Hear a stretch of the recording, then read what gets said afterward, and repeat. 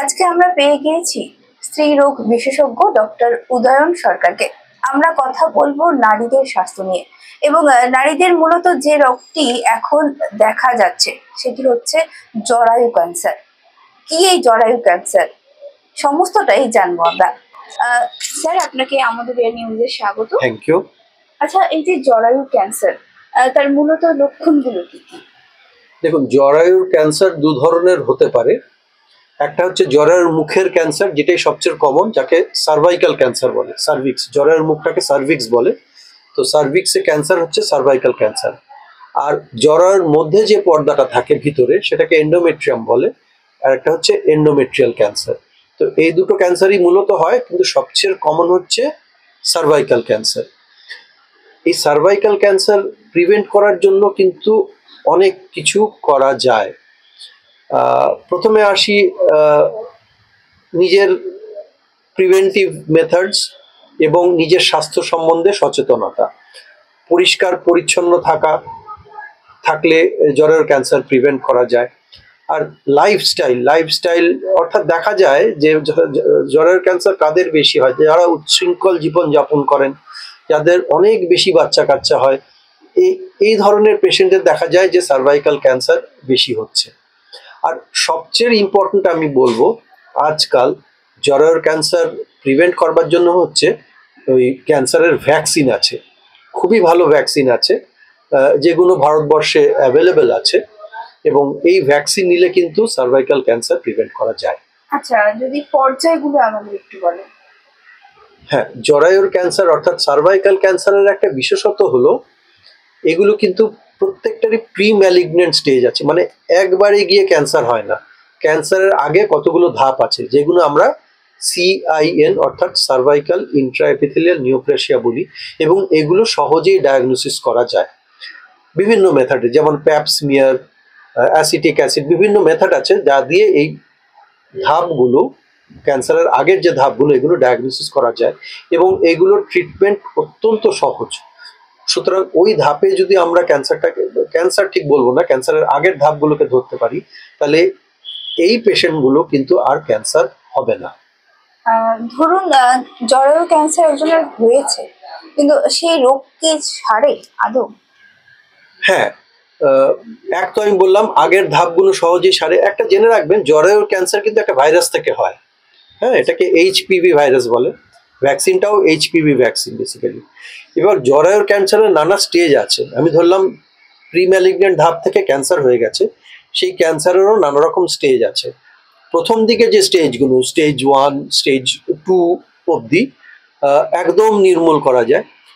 আরও অ্যাডভান্সড যে স্টেজগুলো, স্টেজ 3 আর 4, এখন অনেক উন্নত মানের চিকিৎসা এসে গেছে। রেডিওথেরাপি বলুন, সার্জারি, কেমোথেরাপি বলুন। এই কেমো রেডিয়েশন কিন্তু ভীষণ ভালো ফল দিচ্ছে আজকাল, এবং দেখা যাচ্ছে যে স্টেজ 3 আর 4 এর পেশেন্টরাও এই কেমোথেরাপি আর রেডিয়েশন নিয়ে কিন্তু দীর্ঘদিন ভালো আছে। সুতরাং প্রথম দিকে স্টেজ হলে তো একদম নির্মূল করা যায়, বা পরের দিকে স্টেজ হলেও ঠিকমতো ট্রিটমেন্ট করলে দীর্ঘদিন পেশেন্টরা ভালো থাকে। আচ্ছা, যদি প্যাপ টেস্ট নিয়ে কথা বলি, এই যে প্যাপ টেস্ট আসলে কিভাবে কাজ করে? প্যাপ টেস্ট খুব পপুলার টেস্ট। প্যাপ টেস্ট হচ্ছে জরায়ুর যে মুখ, সার্ভিক্স, যার ক্যান্সার হয়, সেইখান থেকে রসটা নিয়ে গ্লাস স্লাইডে ফেলে যদি মাইক্রোস্কোপের তলায় দেখা হয়, তাতে যাদের ক্যান্সারের লক্ষণ আছে, কিছু অ্যাবনর্মাল সেল সে মাইক্রোস্কোপের তলায় দেখা যায়। সেইগুলো যদি দেখা যায়, তখন বোঝা যায় যে না, এর কিছু একটা গন্ডগোল আছে, এর আরও চিকিৎসার দরকার।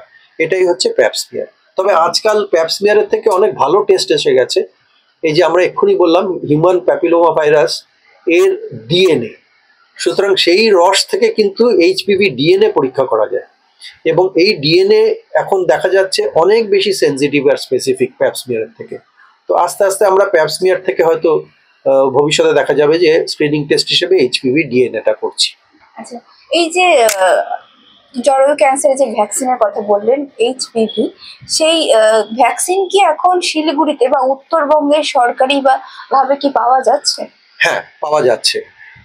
দু ধরনের ভ্যাকসিন আছে। একটা বিদেশি কোম্পানি MSD, সেই ভ্যাকসিনকে গার্ডাসিল বলে। আর আমাদের ভারতবর্ষেই তৈরি করা হচ্ছে, সিরাম ইনস্টিটিউট তৈরি করছে। সেই ভ্যাকসিনের নাম সার্ভাভ্যাক। তো গার্ডাসিল দু ধরনের হয়, একটা কোয়াড্রিভ্যালেন্ট, অর্থাৎ এইচপিভির অনেকগুলো টাইপ আছে। তো 4 টাইপের এগেনস্টে একটা ভ্যাকসিন আছে যেটাকে গার্ডাসিল বলে, আবার 9টা টাইপের এগেনস্টে একটা ভ্যাকসিন আছে যেটা গার্ডাসিল 9 বলে। আর ইন্ডিয়াতে যে প্রস্তুত হচ্ছে এটা হচ্ছে 4 টাইপের এইচপিভির এগেনস্টে, সেটাকে সার্ভাভ্যাক বলে। যদি বেসরকারি হাসপাতালে এই ভ্যাকসিন পাওয়া যায় তাহলে কেমন খরচ হতে পারে? সার্ভাভ্যাকটা নিলে খরচা একটু কম। প্রথমেই বলি যে এটা কটা ডোজ নিতে হয়।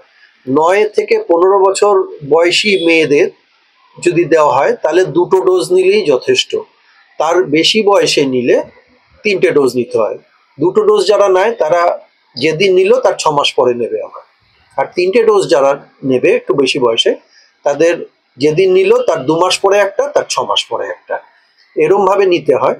এবং সার্ভাভ্যাকের এক একটা ডোজ অ্যারাউন্ড, আমার যতদূর ধারণা, 2 থেকে 2,500 পড়ে।